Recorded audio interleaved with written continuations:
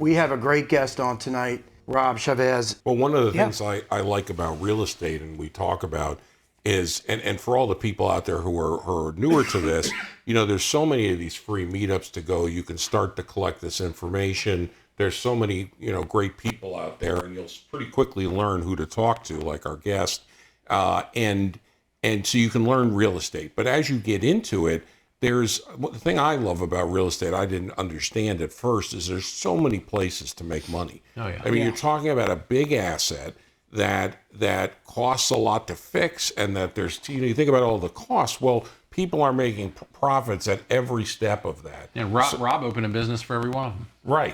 Well, That's exactly. right. And that's the way to do it. As you learn, you open more. But when you're starting, learn one of those silos. But then don't not be Rob.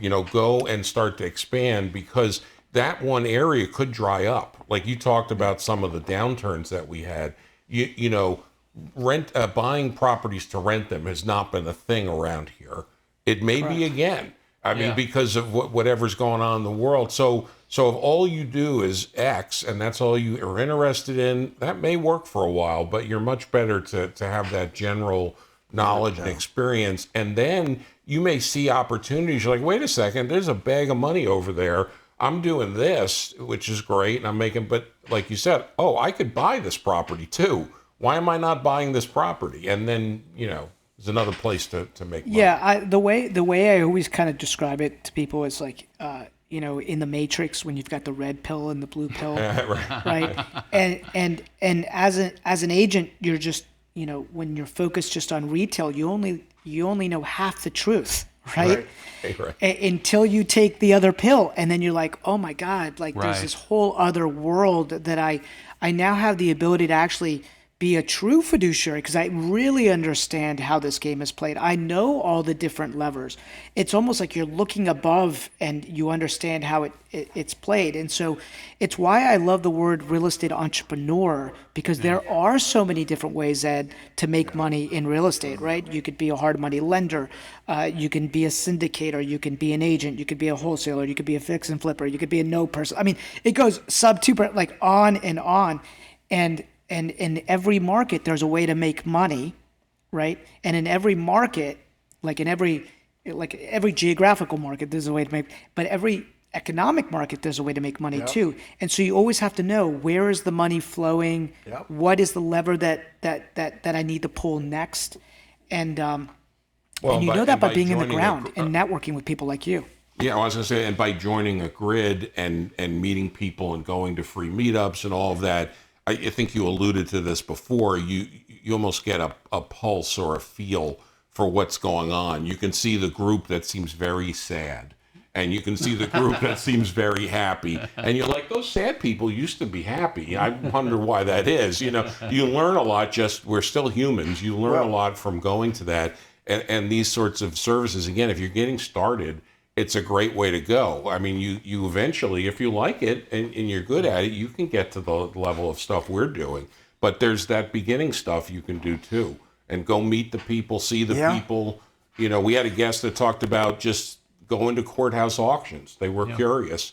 That's how you do it. Just do it. Just go do something. Right. So in the day, when you were first acquiring assets, I think that's when our company and your company touched each other for the first time, right? We were doing REO sales for banks, and then it must have been in an early stage of acquisitions for you. I don't know how many you had at that time, but you picked up one of ours, right? 2008, right? Yeah. So what happened was, remember, I was buying from like 99 to 2005. I was just like buying one a year, right. Learning that game. Yeah. And then in 2005, I started buying a lot. Right, I started buying but in the sub market, and of course, so they're they're old, not great assets, right? In a sub market, 40 grand, 50 grand, 60 grand. Right. So you realize the problem with that is like, hey, you fix them up, but over time they get grinded out again by the tenants, and guess what? There's no appreciation there, so that's not working, right? Yes. So then I started buying. When we met in 2008, I couldn't get into the REO game because people like you who had been down the path earlier. Yeah, right? They just closed the path. It was we were fortunate to be early with you guys got early. I didn't know that game. So I was relegated to the short sale world, right? I had to play the short sale game. I was like, damn, those REO. How do I get an REO? Right? One day we'll have to tell that story. Go up the food chain, But part of me was like, I look back and say, well, the good part was I might have gotten distracted on the REO side and just listed everything and never bought anything. That's true. So my only option was to buy, right, at that point. And it sounds like you guys actually did both. So a little bit of the buying. Well, we did. Time. Well, no, the funny thing is, I'll get into it. We did both. And the only reason we got into the REO space is because I was always a courthouse rat. So I had targeted a golf course community neighborhood that I wanted to move into as my owner-occupied residence. And I had targeted this neighborhood for a couple of years. And one of the houses that I really wanted to buy came to the courthouse steps, right? Well, when I finally realized that foreclosure auction date, I missed it by 2 days. Oh. And then what happened was I had to track the asset down. So I tracked it down to a little company in California called ResNet, US Res. And so I call it US Res because the bank gave me their number. Before anyone I said, knew their I name. want to buy this house before you sell it. They say, no. It got assigned to a local agent in your area named such and such and such and such. So I call this person up. I say, hey, I want to buy this house. It was on Tuscany Court. I missed it at the courthouse steps because I was going to buy it there. It went back to the bank. I said, sell me this house. She goes, no, sir, I'm not doing it. That's not how it works. I am going to put it on the market with the MLS. So then I said, oh, that's interesting. So then I go back to ResNet, US Res. I said, how do I become an agent? They say, no, sir, you can't become an agent, but here's what I'll do for you.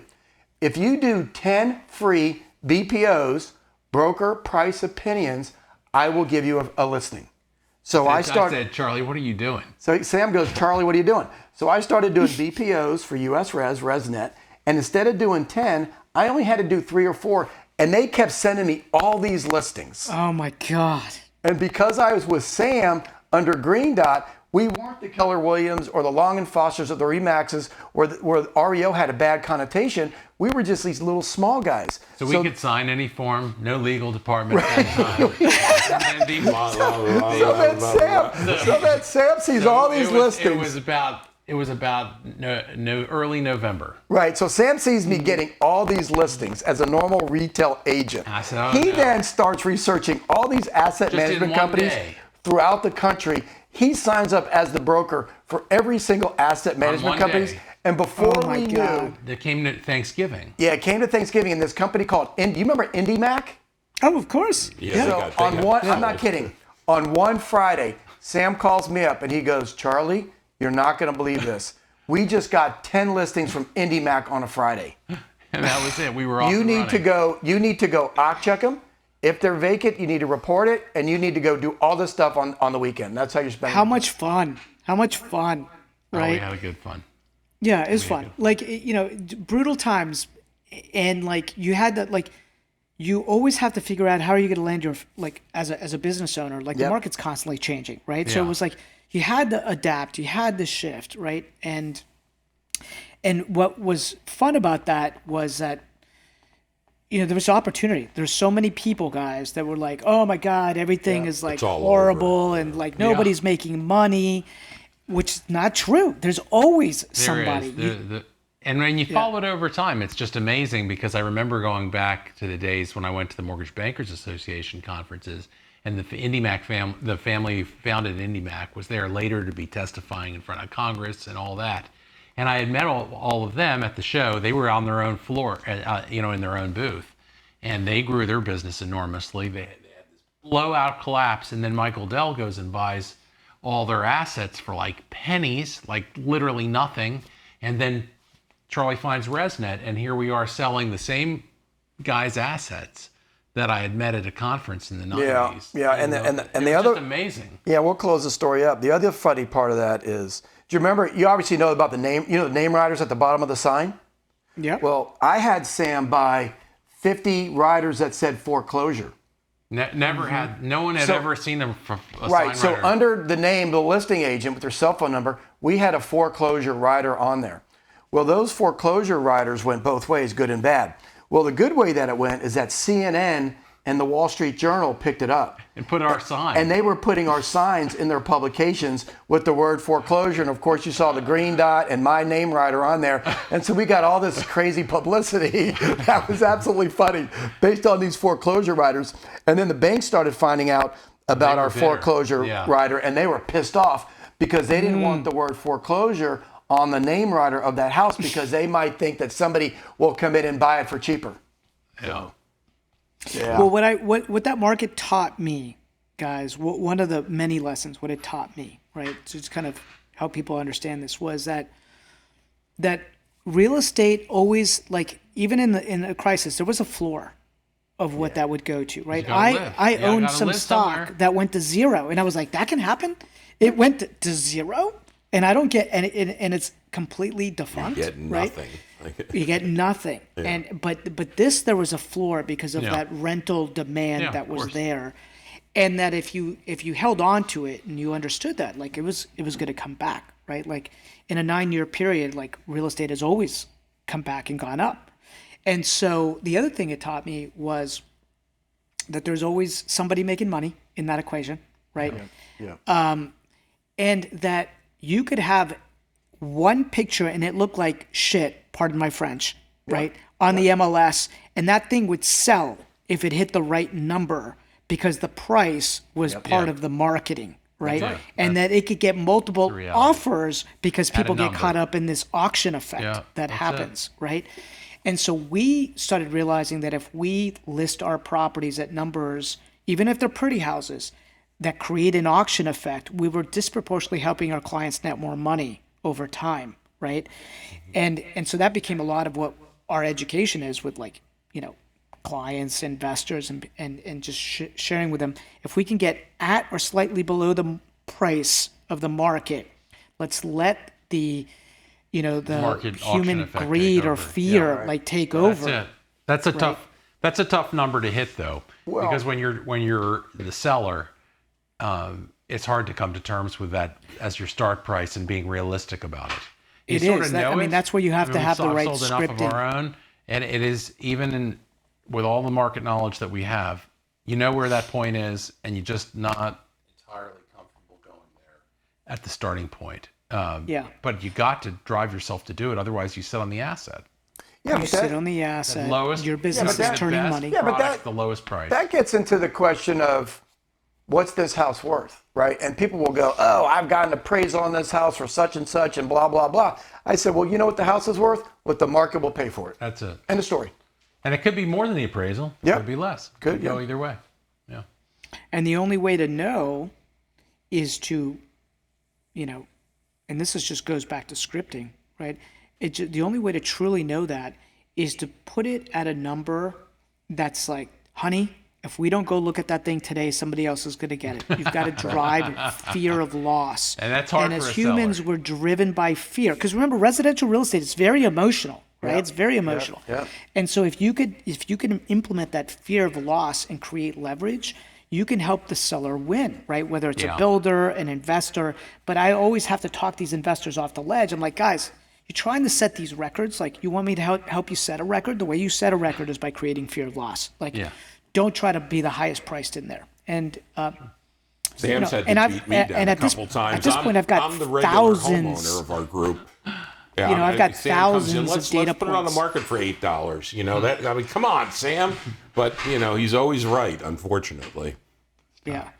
Well, you know, we have, I think, collectively, we have thousands of data points now, and we know, right? It's like we know. Like, I'm sure you guys have worked with the investor that's just not realistic on their exit price, and they're emotionally tied, right? They're emotionally tied to a number in their head. And I'm like, listen, the market's saying no. I never get emotional. Yeah. No, you're absolutely right. And we don't like the investors that refuse to drop their price because they're like, well, I'm not making any money at this price. Well, that has no bearing on the price, what you're making. Get back in the next game. Right. This game's over. Yeah, the fact that you overbought this asset and you might have over-renovated it, that has nothing to do with whether you're making money or not. It's the price. Right. Yeah, this game's over. Like, you got to just live to fight the next game. That's it. You got it. So just get out. Well, and one thing I like that you'd said before I wanted to pick up on is how you spend your time. And a little bit what you were saying about, you're out in the hinterlands and you're not getting a lot of growth out of it, and you're spending all this time managing the properties, and that's all well and good. We're all hopefully driven people who want to do this kind of thing, but is it the most efficient use of your time? And so as an investor, you have something that's not going well, you're better off to sell it, get as much of your money back, maybe even take a little bit of a hit and move on, because the time's better spent on the next deal. And in your case, you've created a system where you're sort of taking each of those silos and putting them together so people can do their most efficient aspect. You can be a day-to-day agent, that's great, but gosh, is that time consuming? I've seen people do that. So, well, if I can move up the food chain where I can do less work, or maybe I'm doing more management of other people, and I get the pyramid, not the Ponzi scheme, the pyramid, the leverage, then my time is more efficient. Every hour of my time generates more money. And I think that's what I think your system that you've set up has done, is it's getting people into that. They may top out. They just may love being a residential, real estate person, and that may be their world. Well, at least show them where they can do other things, maybe passively, to keep their money. I have a question for you guys, because you guys talk and touch a lot of different real estate investors, right? And talking about leverage, right? Talking about where you feel that your best dollar per hour is.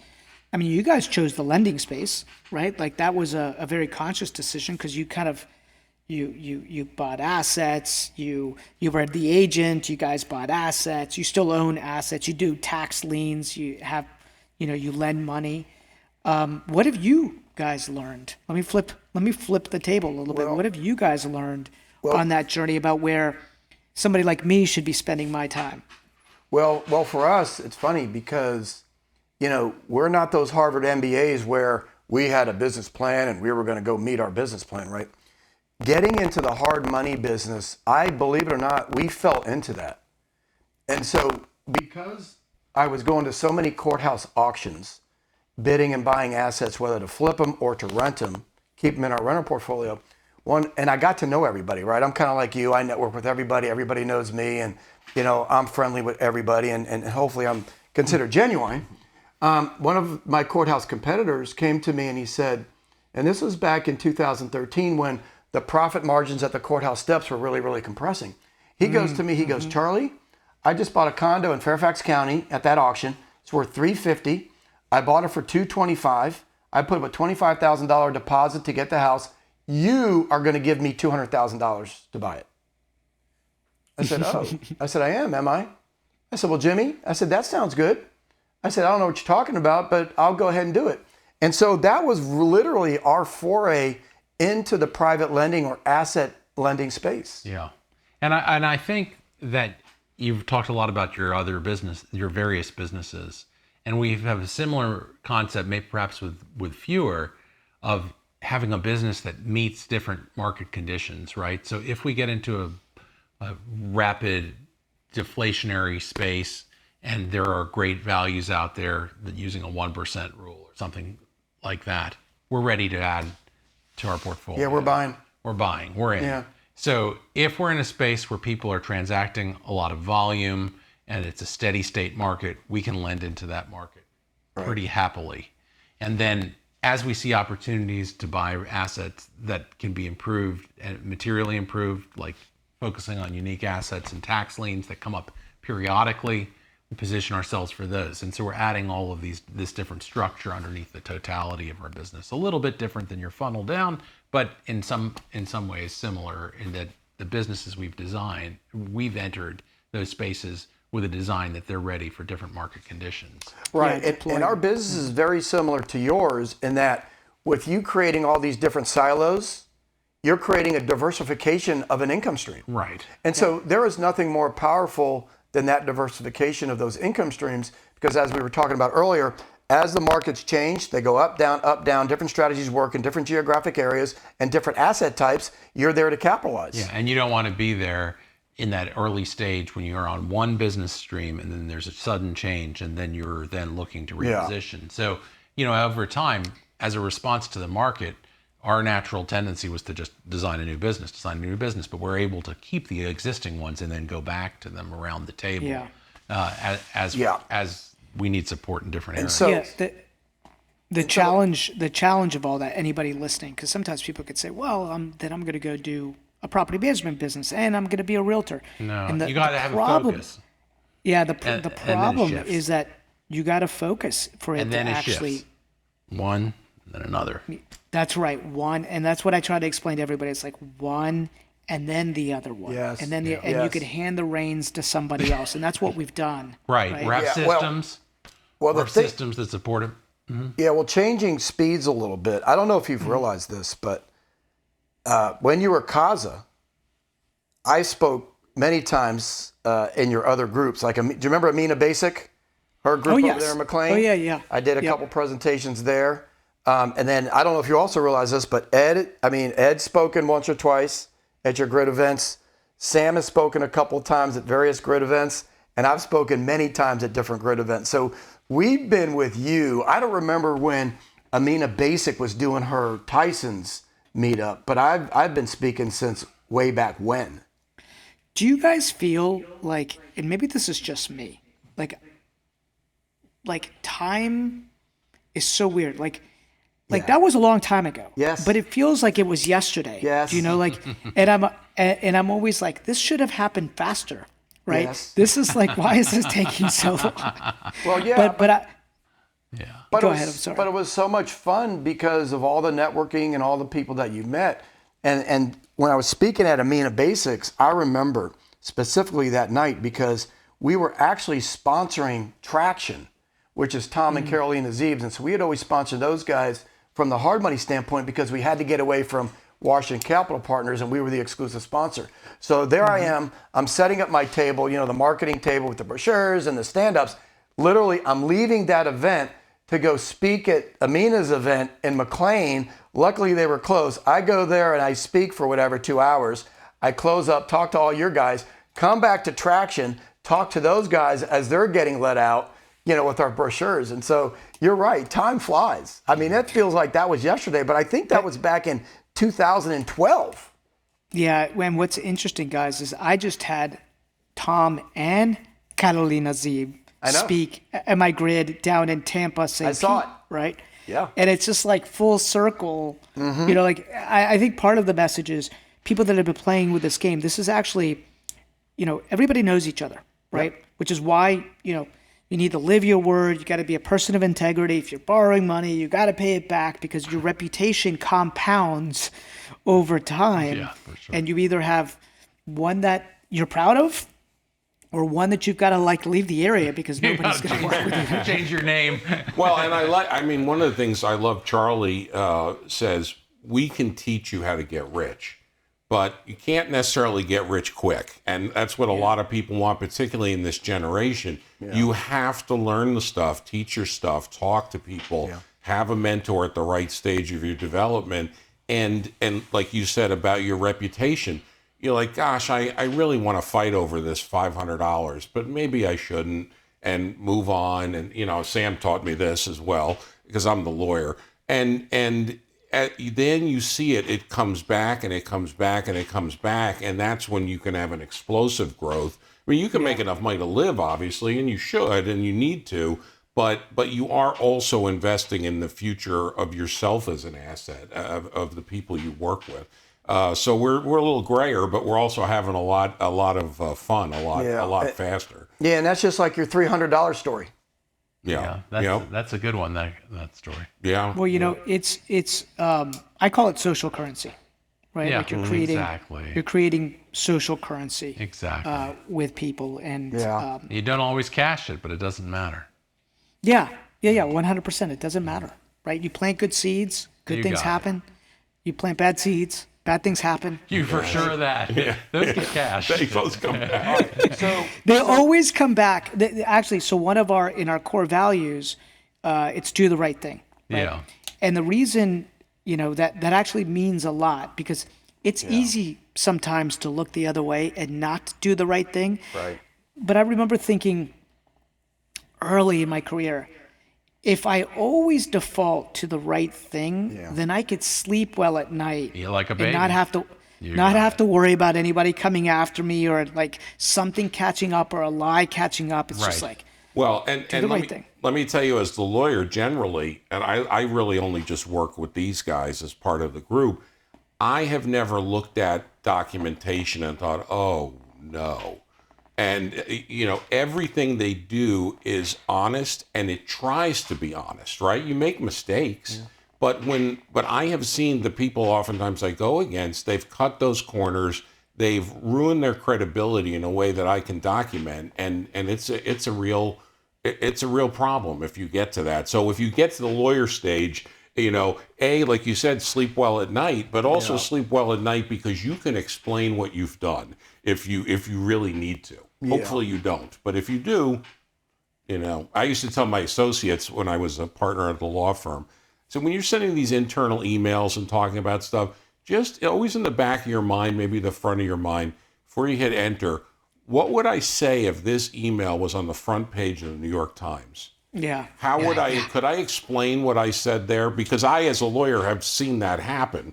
And so if your default is be a good person, do the right thing, you don't have to worry about all that. You're gonna do pretty well. Yeah, and so we've hit about an hour. I want to thank you for your time, but I want to ask you one more question, if that's okay. Sure. It's cool. You talk about your pods. So when you start a pod, does each pod have a grid associated with it? Yes. Oh, so it's all connected. Yeah. Okay. Yeah. But it's interesting. Think of it as like corporate owned. Some are licensed and some are corporate owned, right? So Franchise. Yes, yeah, because think of it that way, right? sponsored- So if I believe in my sauce, right, then the goal is open up if I'm going to build a team, like a pod, you can call it a expansion office. If I'm going to build one, there should be a grid that helps feed that pod, right? That business. Right. And so I have some that I own, that are corporate owned, and then some we just license out and show other, agent investors how to leverage that community in order to help them build what they want to build, right? I believe in collaboration. And sometimes somebody might be in a market, like I'll give you an example, like Baltimore, right? Grid Baltimore. Like not really working the way I want it to work, right? And I'm like, okay, that's okay. Once that license is up, like I'll more than likely just build a pod that's there and then we'll run it. And we know how to run it really, Is it really licensed well. a year? Is it a year? How long is the license? A year? How A long? year. Oh, a year. Okay. A year. Yeah, because we have sponsored a couple of your licensed grids from a hard money standpoint. Thank you. And I appreciate thank you, because I appreciate that, because another one of your competitors, not to be named, is trying to do the similar thing that you're trying to do and go nationwide. And he doesn't want any individual sponsorships from his communities. He wants you to sponsor him nationwide. So smaller guys like us, we're not going to put that kind of money out there to sponsor him nationwide when we're only in the DMV area. It doesn't make sense to us. So I thank you for that. That's been really nice. And the interesting thing is, I mean, sure, that's a model, right? And like, God bless them on that model, but real estate is local. Yes. Right? And there are so many like really good local players that are just ninjas at what they do. They understand, like you guys know the hard money space in this market better than anybody, right? So yeah, we could have a national sponsor, but I almost feel like we'd be doing the local investor a disservice by doing that. And I want to empower the community leader to pick their own person to bring that person in, right? Yeah. And so, we'll have national agreements once we aggregate everybody into the big thing, but we won't do it with, like, we're trying to figure out how to do that. Like, there might be some kind of like advertising dollars versus sponsorship dollars, right? If they want to advertise on the bigger channel. But There's a role for that. It's just not our role, but there's a role for that. Well, when you get there, don't forget about us little tiny guys. Yeah. Never. We're going to Never. eat your breadcrumbs. Yeah. We appreciate you joining us today. Oh, Yeah, this has been so great. That's how I started, was following Sam's breadcrumbs. He couldn't carry all the money. Yeah. Just a bail would fall out on You're the like, side. what are you doing? Yeah, No, exactly. guys, I appreciate what you guys are doing for the investor community as well, right? Like, one of the things that reputation is important, and whenever your name comes up, like all of you, right? Everybody has good things to say, right? That's they're important. like they're good Don't guys. wreck my reputation now. That's it. I don't want that. No, thank you for that. That's really important. That's really important, important. right? So I always want to Yeah. just align myself with people that are doing that are real, that are doing this, that understand the game, right? And that have a good reputation among other investors, right? And so I appreciate what you're doing for the community. So thank you. Yeah, thanks for your time. Thank you. Thanks, Rob. Thank you.